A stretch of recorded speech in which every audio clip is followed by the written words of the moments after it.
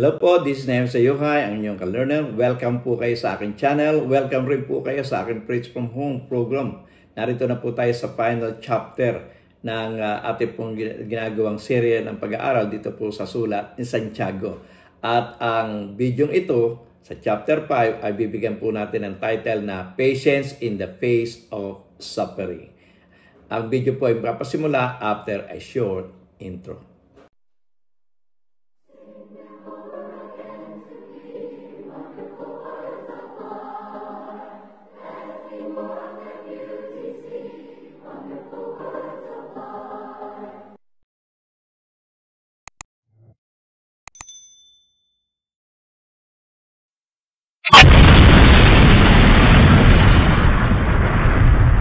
Magandang gabi mga kapatid. Muli tayo mag-aaral ng banal na salita at sa pagkakataong ito, narito na po tayo sa chapter 5 ng sulat ni Apostol Santiago. At bago tayo pumunta doon sa chapter 5, muli natin sariwain ito pong ating nakaraang video na may titulo na Friendship with the World, Enmity Against God. Ito po yung nasa chapter 4 at ngayon po ay nasa chapter 5 po tayo. Ito pong chapter 4 ay kinuha natin doon po sa James chapter 4 verse 4 at ganito po ang ating mababasa. You adulterous people, don't you know that friendship with the world means enmity against God? Therefore, anyone who chooses to be a friend of the world becomes an enemy of God. So dito sinasabi ni Apostol Santiago sa chapter 4, yung pong nakikipagkaibigan, yung nakikipagkaibigan sa sanlibutan ay laban sa Diyos. Yun po yung pinili ang kanilang buhay sa buhay dito po sa sanlibutan. Yung pong materialism na sila po ay laban sa Diyos at sila po ay nakikipag-away o nakikipaglaban sa ating Panginoong Diyos. Ngayon po ay pupunta na po tayo sa chapter 5 at ganito po ang ating mababasa. Ito pong chapter 5 ay may kinalaman sa pagbibigay ng babala sa mga mayayaman na sila ay inaapi nila ang mga may hirap. So ito ay warning to the rich oppressors. So dito po sa chapter 5 verse 1, ganito po ang ating mababasa. Now listen, you rich people, weep, wail, and because of the mystery or misery that is coming on you. Muli kong babasahin, ang sabi niya, now listen, you rich people, weep and wail because of the misery that is coming on you. So dito binibigyan ng babala ni Apostol Santiago ang mga mayayaman na sila ay darating sa karalitaan, darating sa pagdurusa, na sapagkat marami silang nagawang hindi maganda sa harapan ng Diyos. Lalong-lalo na yung kanilang pang-aapi sa mga may hirap. So, sa Tagalog, kung ating babasahin ang sabi po ng banal na kasulatan, ay ganito, magsiparito kayo ngayon, kayong mayayaman. Kayo'y magsitangis at magsihagulgol dahil sa mga karalitaang sa inyo'y darating. Yung karalitaan dito paghihirap, pagdurusa. So, binibigyan babala ni Apostol Santiago yung mga mayayaman, darating sila saan? Sa pagdurusa. Okay, sa verse 5, sa verse 2 ng chapter 5, ganito po ating mababasa. Your wealth has rotted, and moths have eaten your clothes. Sinimulan na ni Apostol Santiago na ang sabi niya, yung mga kayamanan ninyo ay bulok at yung mga damit nyo kinainan ng tanga. Yung sa English moth, sa Tagalog ay tanga. Ganito ating mababasa doon sa Santiago chapter 5 verse 2. Sabi po ng banal na kasulatan ay ganito, ang inyong mga kayamanan ay mga bulok at ang inyong mga damit ay nginat-ngat ng tanga. Nag-ipon kayo ng mga damit, ano nangyari lang sa damit? Sa dami ng damit na hindi na nga maisuot, ay kinakain lang ng ng tanga. At yung kayamanan nila, sa dami man ng kayamanan nila, nangabubulok na. Hindi sila nagbibigat, tumutulong sa mga mahihirap. Natural, nag-iipon sila pero wala nang saysay. Sa verse 3, ganito po ating mabasa. James chapter 5 verse 3, your gold and silver are corroded. Kinakalawang. Their corrosion will testify against you and eat your flesh like fire. You have hoarded wealth in the last days. Sa Tagalog, ganito ating mabasa, Santiago chapter kapitulo 5, talatang 3, at ang dating Biblia na po ating babasahin na nalimbag noong 1905. Ay ganito po ating mababasa. Ang inyong ginto at ang inyong pilak ay kinakalawang na. So siguro sa dami, no? Sa dami nung ginto, sa dami nung pilak, nabubulok na. At yan ay talagang nangyayari. No? Meron akong tinabing pilak. No? Ganda-ganda ng pilak, makinang. Pero dahil sa paglaan ng panahon, na hindi ko nabibisita yung pilak ko, nakita ko itim na. Ibig sabihin, kinalawang na. So, muli natin basahin, ang inyong ginto at ang inyong pilak ay kinalawang na. Ang mga kalawang na ito ay siyang magiging patutuo laban sa inyo at gaya ng apoy na lalamunin ang inyong laman.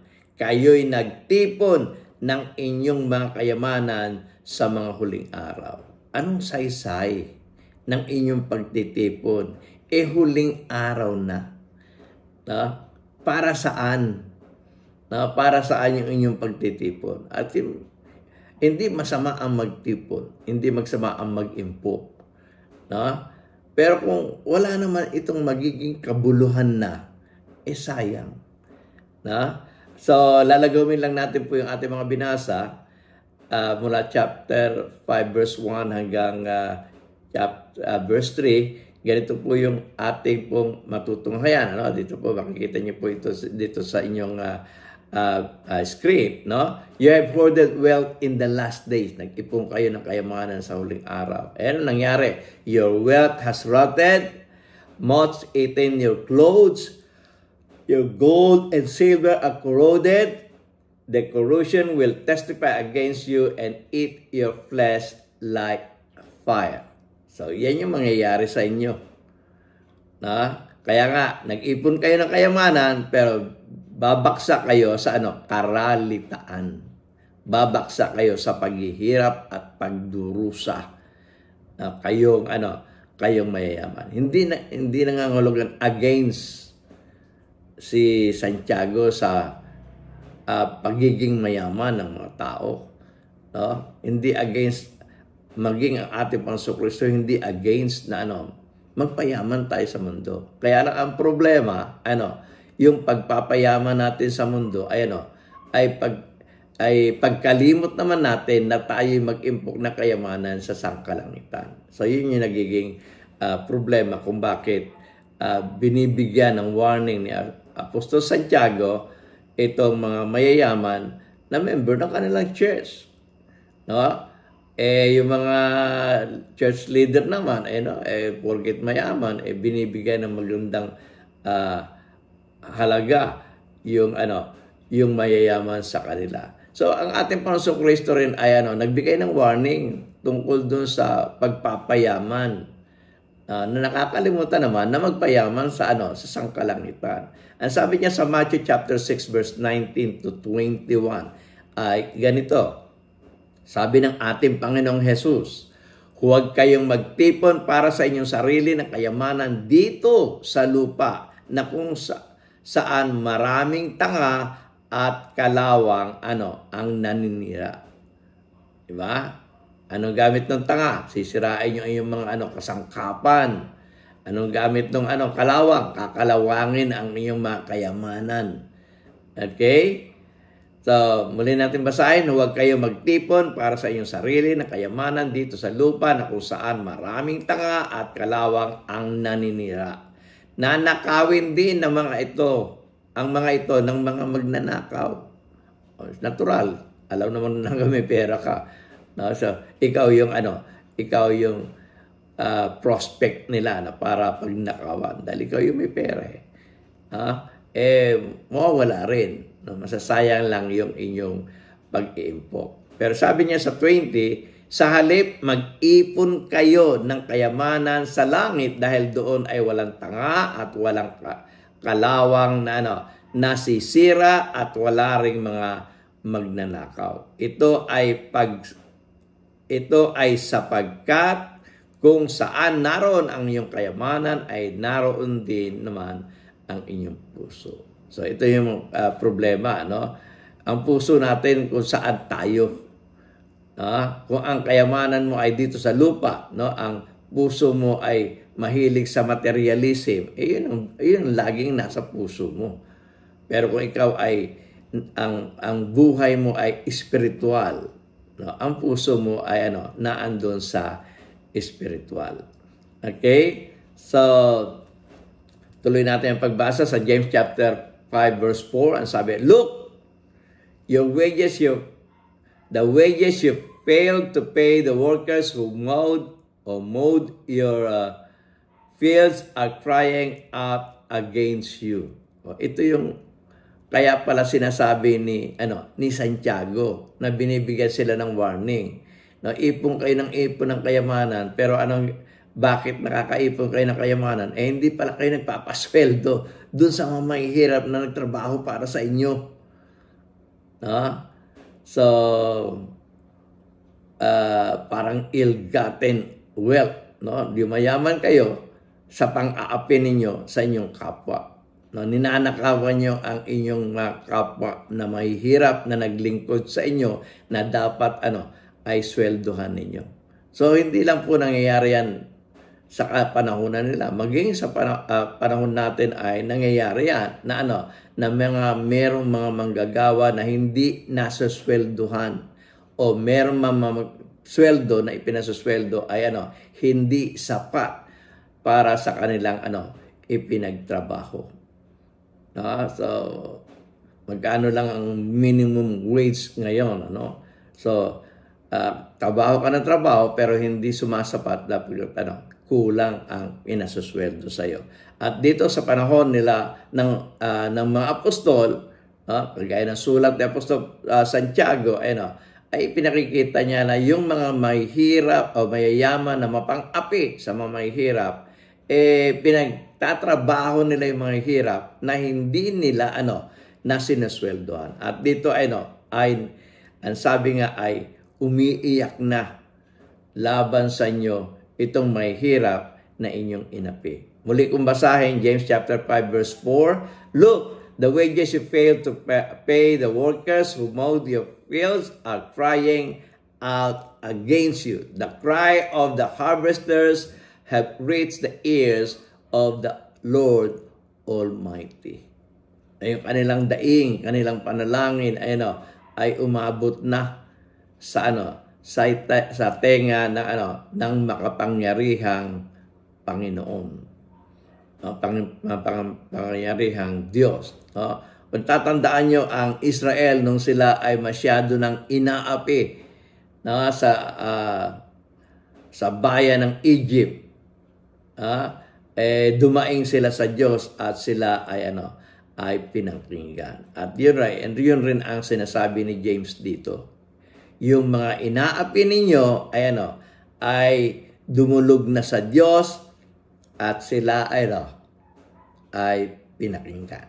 So, sila nakarinating na sa tenga ng Diyos ang kanilang mga daing.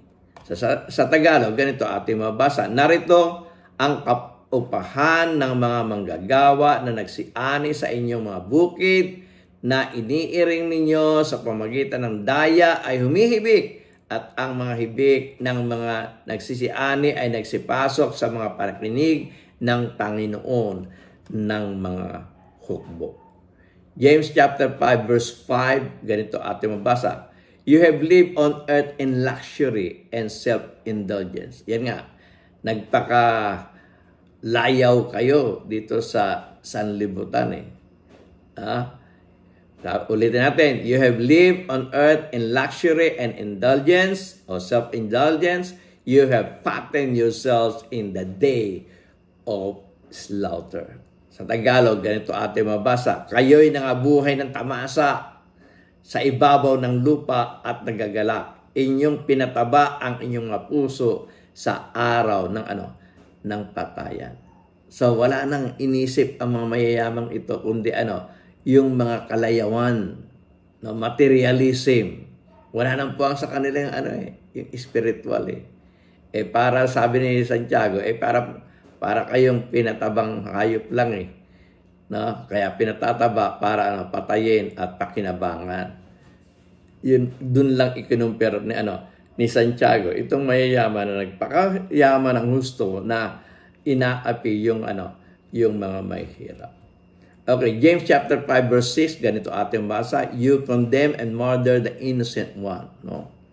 Yung mga mayayamang mapag-api, handa yang pumatay ng mga mahihirap, no? Ay mga mahirap naman, hindi naman siyempre makaangal yan, hindi sila makapagdemanda, wala naman silang pera. So, mangyayari, tatanggapin na lang yung mga ginagawa ng mga yayaman sa kanila. Sukdo lang na sila ay patayin. So, James chapter 5 verse 6, sabi, you have condemned and murdered the innocent who was not opposing you. Sa Tagalog, iyong hinatulan, inyong pinatay ang matuwid, hindi niya kayo nilalabanan. James chapter 2 verse 6, ganito ating mabasa, but you have dishonored the poor. Is it not the rich who are exploiting you? Are they not the ones who are dragging you in court? Ito ay nasa James chapter 2 verse 6. Tayo ay nasa chapter 5 na. Dito sa chapter 2, sinabi ng pinauna ng sabihin yun No, masyado ninyong dinadakila yung mayayaman. Samantalang yan yung mga pumapatay sa inyo. Yan yung humahatak sa inyo, no? Kumakaladkad sa inyo sa mga hukuman. No, tapos yung mga may hirap naman na member ninyo, dinidishonor nyo. So walang balance, so makita natin, binibigyan ni James ng warning yung church o yung mga Kristiyano sa pagtatrato nila ng maganda sa mga mayaman at sa pagtatrato ng hindi maganda sa mahihirap. Sinabi niya na hindi nyo ba naisip yan itong mga ito ang siyang nagpapahamak sa inyo at dinadala kayo sa korte. Okay, James chapter 5 verse 7. Ito naman ay may kinalaman sa sa pagtitiis habang ikaw ay nagdurusa. Ang sabi niya po ay ganito, be patient then, brothers and sisters, until the Lord's coming. See how the farmer waits for the land to yield its valuable crop, patiently waiting for the autumn and spring rains. So, dito ay sinasabihan ni Apostol James, itong mga kapatid na mga babae at mga lalaki, mga kapatiran, na maging mapagtiis hanggang sa pagdating ng ating Panginoong Diyos. So makikita natin, doon pa lamang sa kapanahunan nila, inaantay na nila yung pagdating ng Panginoon. Sa mga tuwid, ine-expect nila darating ang Panginoon sa kanilang kapanahunan. Okay? So, sa Tagalog, ganito ating mabasa, magtiis nga kayo, mga kapatid, hanggang sa pagparito ng Panginoon. Narito inaasahan ng mga magsasaka ang mahalagang bunga ng lupa na may pagtitiis hanggang sa tanggapin ang ulang maaga at ulang huli. Okay, so James chapter 5 verse 8, ang sabi, you too be patient and stand firm. Kung ang magsasaka nagtitiis at nag-iintay sa ulan, kayo rin ay mapagtiis at magintay hanggang sa pagdating ng Panginoon sapagkat ang Panginoon ay darating na. So, muli natin basahin, you too be patient and stand firm because the Lord's coming is near. Nakita niyo yan?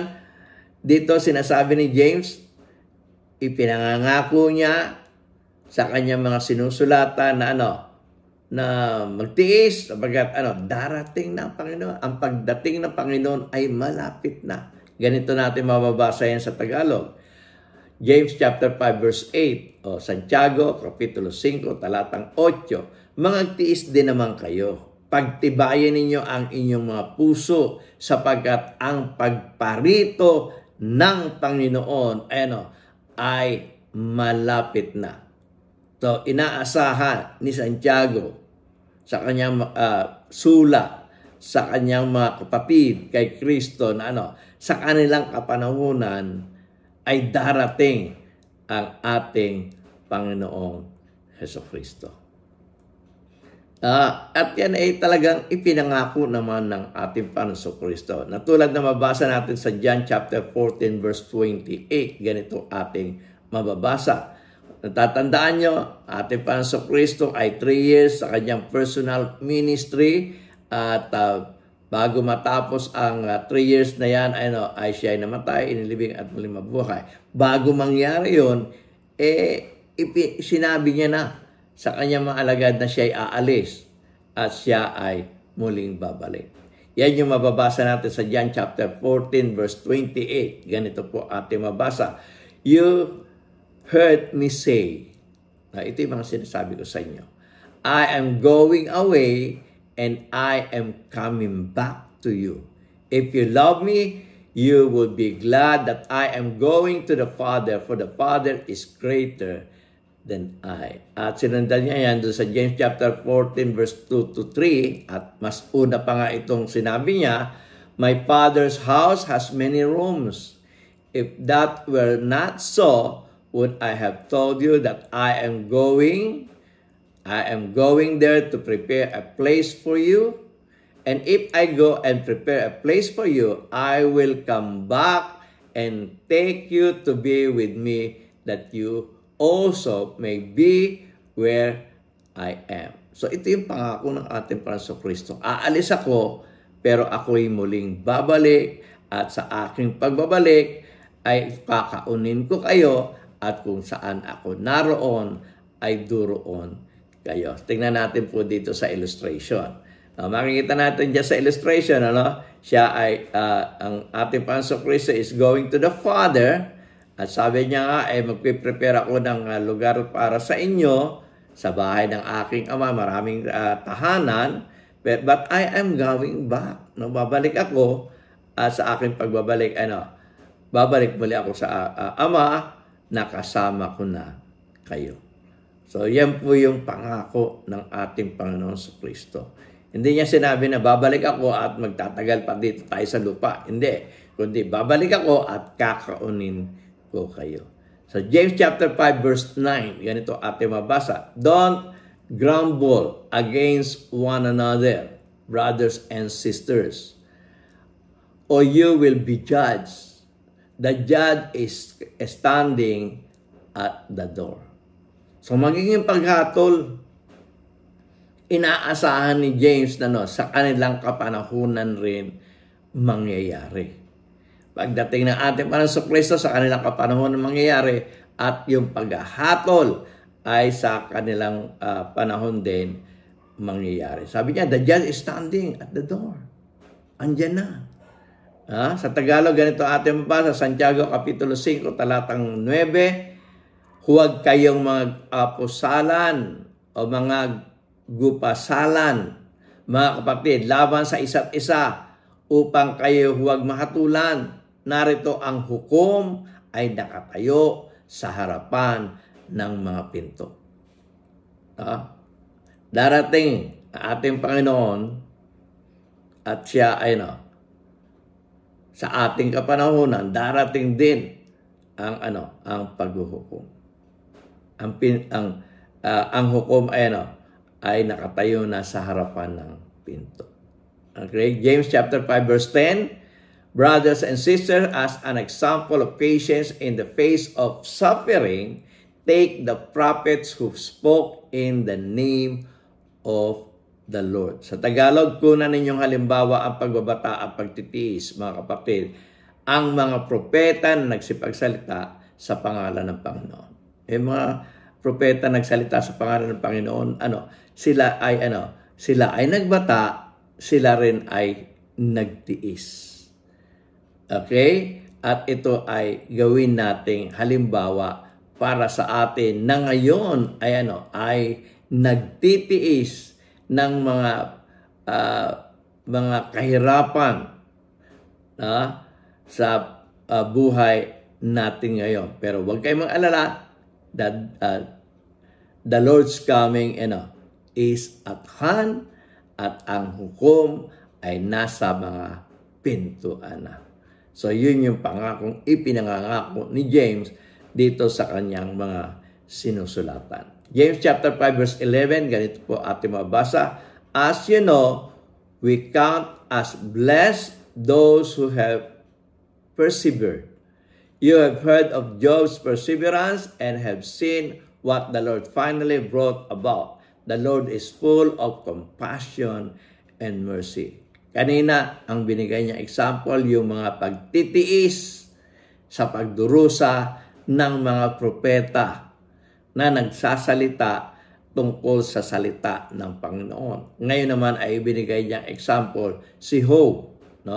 Sabi nga, lagi nating binabanggit Job the patience. Sapagkat siya ay mapagtiis. Marami siyang mga bagay na nangyari sa kanyang buhay na kanyang pinagtiisan. Nawala yung kanyang kayamanan, nawala yung kanyang mga anak, nawala yung kanyang kabuhayan. Nagkasakit siya ng malubhang sakit. Nagkaroon siya ng bukol mula sa lampakan hanggang paa. At sinasabi ng kanyang mga kaibigan na itakwil na ang Panginoon. Sabi ng kanyang asawa, itakwil na ang Panginoon. Pero siya ay nagtiis ng kahirapan at muling ibinalik sa kanya ng Panginoon ang dati niyang kalagayan na siya isang mayaman na nilalang. Okay, so sa Tagalog ganito ating mabasa. Narito tinatawag natin mapalad ang nagtitiis. Inyong nabalitaan ang pagtitiis ni Job at inyong nakita ang nangyari ng Panginoon kung gaano ang lubos na pagkahabag at pagkamaunawain ng Panginoon. Okay, James chapter 5 verse 12. Sabi dito ay ganito, above all, my brothers and sisters, do not swear, not by heaven or by earth or by anything else. All you need to say is a simple yes or no. Otherwise, you will be condemned. Okay, sa Tagalog, sabi, ngunit higit sa lahat ng mga bagay, mga kapatid ko, ay huwag ninyong ipanumpa kahit ang langit. Huwag ninyong ipanumpa kahit ang lupa, ni ang anumang bagay o ibang sumpa, kundi ang inyong oo ay maging oo at ang inyong hindi ay maging hindi, upang kayo huwag mga hulog sa ilalim ng hatol. Kung talagang dapat na ang isagot mo ay oo, sumagot ka ng oo. Kung ang dapat ay sumagot ka ng hindi, sumagot ka ng hindi. Sapagat kung hindi mo gagawin ito, mahuhulog ka sa paghatol. Huwag kang manunumpa, hindi mo naman kaya yung, huwag mo nang panumpa, tapos gagamitin pa yung langit, gagamitin pa yung lupa, o mga sumpa na pwede mong gamitin, pangako na pwede mong gamitin, na hindi naman totoo. Kung talagang hindi pwede, sabi mo hindi pwede. Kung pwede naman, sabi mo pwede. Di ba? Kung may sinasabi sa iyo na ang sagot mo ay hindi, dapat hindi. Kung ang sagot mo ay dapat oo, dapat sabihin mo oo. Okay? So, sa portion naman ito, ay tatalakayan ni Apostol Santiago yung pananalangin ng pananampalataya, no? The prayer of faith. No? At ito ay masisimulan natin sa James chapter 5 verse 13. Ganito ating mabasa. Is anyone among you in trouble? Nagtanong pa si James, alam niya naman na in trouble, lalo na yung mga mahihirap na kanyang mga kapatid. Ulitin natin basahin. Is anyone among you in trouble? Let them pray. Is anyone happy? Let them sing songs of praise. Sa Tagalog, ganito ating mabasa. Santiago chapter 5 verse 13. Nagbabata ba ang sino man sa inyo? Siya'y manalangin. Natutuwa ang sino man, awitin niya ang pagpupuri. Okay, so kung tayo ay nasa kalagayang may mga suliranin sa buhay at mga pagdurusa at pagbabata sa ating buhay, ang tanging natin dapat gawin ay ang manalangin, makipag-ugnayan sa Diyos, humingi ng tulong sa Diyos. No? Kung tayo ay nasa mga problema o may mga problemang kinaharap. Kung meron naman tayong kung ang buhay naman natin ay nasiyahan tayo at natuwa, dapat naman nating purihin ang Panginoon. Minsan ganyan ang tao no? Kung may problema, nanalangin sa Panginoon. Pero pag masaya na siya at nasolve na yung problema, nakakalimutan na ang Panginoon. Nakakalimutan ng purihin, pasalamatan, at sabihin, to God be the glory. Nakakalimutan na ng tao. Madaming taong ganyan. Kaya nga dito si Santiago, sinusulatan niya ang kanyang mga kapatid, in general, na sila ay magkaroon ng tamang pakikitungo sa Diyos. No? Kapag humiling ka, binibigay naman. Kapag binigay naman, nakakalimutan mo naman ang Panginoon. Hindi naman gano'n. Dapat maaalala mo ang Panginoon, maging ikaw ay nasa kahirapan, maging ikaw ay nasa kasaganaan. Maging ikaw ay nasa kalungkutan, maging ikaw ay nasa kasayahan. Dapat lagi mong naaalala ang Panginoon. Okay, James chapter 5 verse 14. Ganito ating mabasa. Is anyone among you sick? Let them call the elders of the church to pray over them and anoint them with oil in the name of the Lord. O yung mga nagkakasakit, sabi ni Santiago, tawagin niyo yung mga matatanda at kayo ay punasan ng langis. Sapagkat sa panahon nila, ganun ang kanilang ginagawa. Siyempre sa atin, kung may sakit kayo, dalhin sa ospital. Pero mas maganda rin na sa atin, naniniwala na ang Diyos ang makapangyarihan sa lahat, ay manalangin tayo. Tawagin natin yung matatanda sa iglesia at para ipanalangin tayo at pahiran tayo ng langis. Sabi sa Santiago Kapitulo 5, talatang 14, may sakit bagas ang sinuman sa inyo, ipatawag niya ang matatanda sa iglesia at ipanalangin nila siya at napahiran nila ng langis sa pangalan ng Panginoon. James chapter 5 verse 14, ganito ating mabasa. And the prayer offered in faith will make the sick person well. The Lord will raise them up. If they have sinned, they will be forgiven. Kung meron kang kasalanan, ikaw ay patatawarin. Kung meron kang sakit, ikaw ay ay pagagalingin. Kung ikaw ay nananalangin na may pananampalataya. Kaya nga sa Santiago Kapitulo 5 talatang 15, ganito atong basa. Ang mga panalangin ng pananampalataya ay magliligtas sa may sakit o magpapagaling sa may sakit. At ibabangon siya ng Panginoon at kung nagkasala siya, ay ipatatawad sa Kanya. So, yung ating mga sakit, idaing natin sa sa Panginoon at tayo ay tutulungan niya. Kung meron naman tayong kasalanan, ihingi natin ng tawad sa Panginoon upang tayo ay patawarin niya.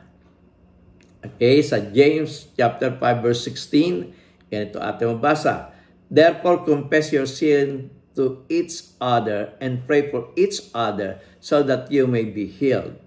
The prayer of a righteous person is powerful and effective. So, dito makikita natin, pwede tayong magsabihan ng mga nagawa nating kasalanan. Saan? Sa ating mga kapwa. Pwede natin ikumpisa sa ating mga kapwa.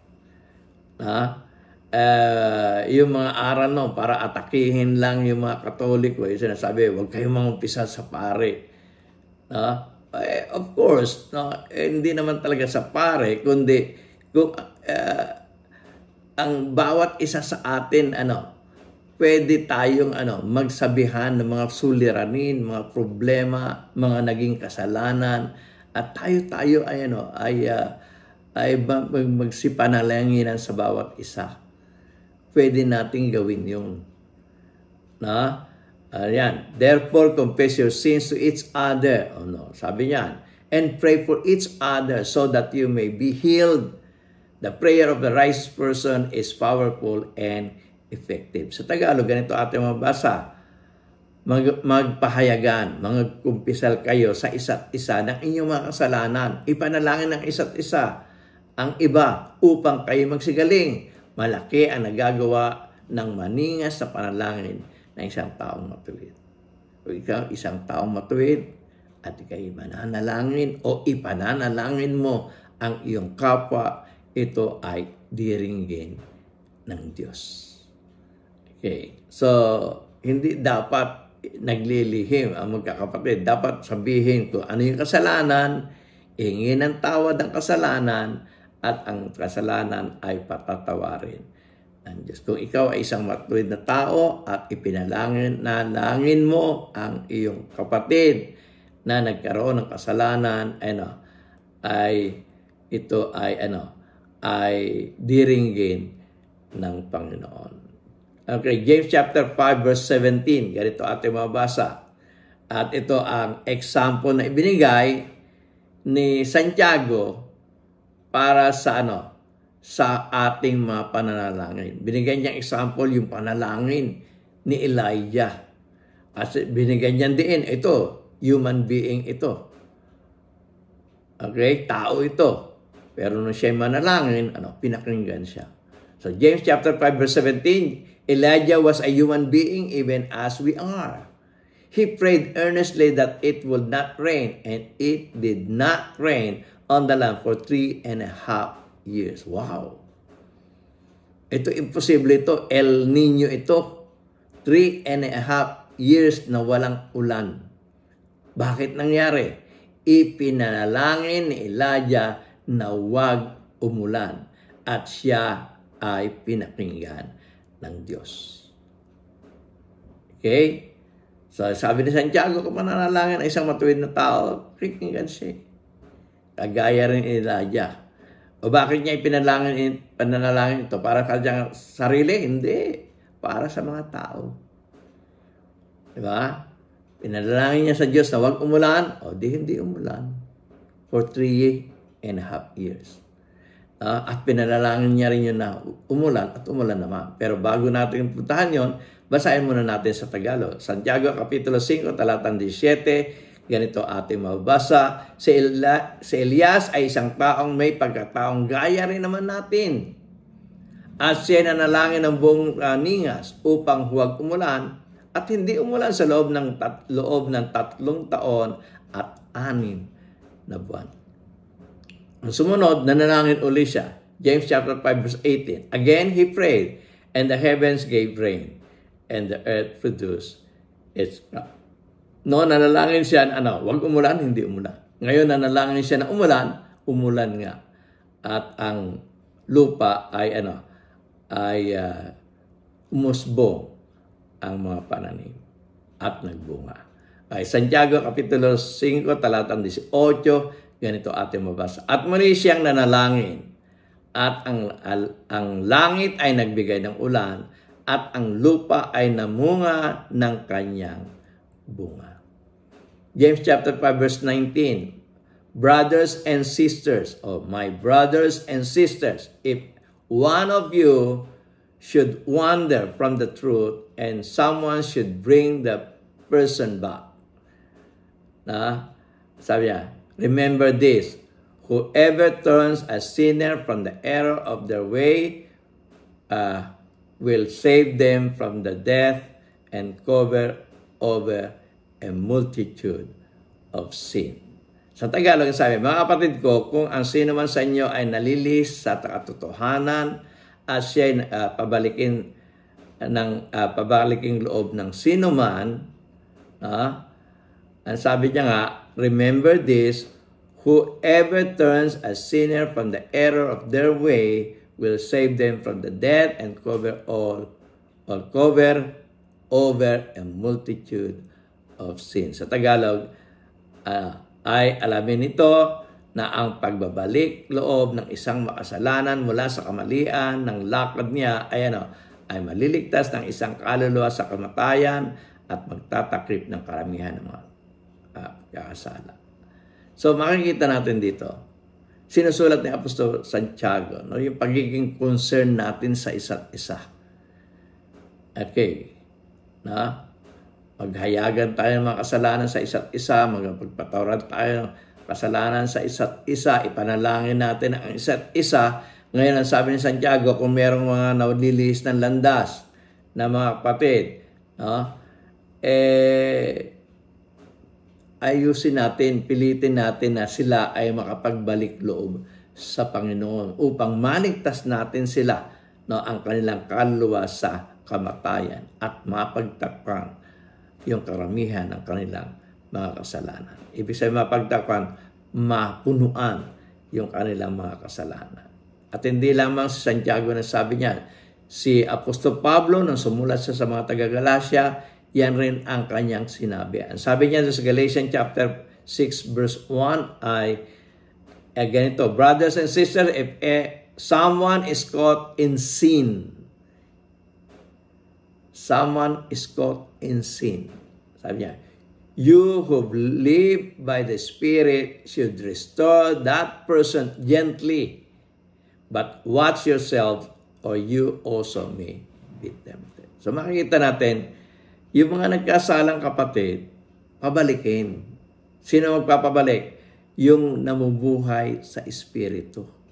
Sino namubuhay sa Espiritu? Yung mga tapat na lingkod ng Panginoon. Na alam nila na ang buhay nila ay merong buhay pisikal at merong buhay espiritual na binigyan nila ng higit na importansya ang pamumuhay espiritual at yun nakikita nila may mga kapatid sila nagkakasala dahil ang buhay pisikal papapagbalikin nila sa Panginoon. Dapat na maging concern tayo sa isa't isa na dapat matiyak natin na ang bawat isa sa atin ay huwag mapahamak, hilahin natin pabalik sa ating Panginoon Diyos. At yan rin ang sinabi ng ating Panginoon Jesucristo, yung kalagahan ng isang kaluluwa na mailigtas. Ang sabi ng ating Panginoon Jesucristo doon sa Lucas Kapitulo 15, talatang 10, ganito po ang ating mabasa. At sinabi ni Jesus, ganoon din sa langit, masayang masaya ang mga anghel dahil sa isang makasalanang nagsisi. Kung mapapanumbalik natin ang ating kapatid sa pagsisisi at magbalik loob sa Panginoon. Sabi ng Panginoong Jesus, ang mga anghel sa langit nagpa-party, nagkakasiyahan. Bakit? Meron na namang kaluluwa na nailigtas sa kanyang kasalanan. So diyan po natapos yung ating pag-aaral dito po sa ating serye ng pag-aaral sa sulat ni Apostol Santiago. At muli, isang libro na naman ang ating pag-aaralan sa mga susunod na video na akin pong tatalakayin sa inyo o akin pong i-upload sa YouTube. Kung paano nyo po ako sinamahan dito po sa serye ng ating pag-aaral dito sa Santiago, ako po'y naniniwala na patuloy nyo akong sasamahan sa mga iba pang mga aralin na akin pong i-upload dito po sa YouTube. Muli, ako po si Nehemia Sayuhay, ang inyong ka-learner. Labis po ako nagpapasalamat sa inyo. To God be the glory. Kung nagustuhan po ninyo ang video ito, sana po mag-subscribe kayo. I-ring nyo na rin po yung bell para sa ganon ay ma-notify kayo sa mga susunod pang video na akin pong i-upload. I-like nyo na rin po ito.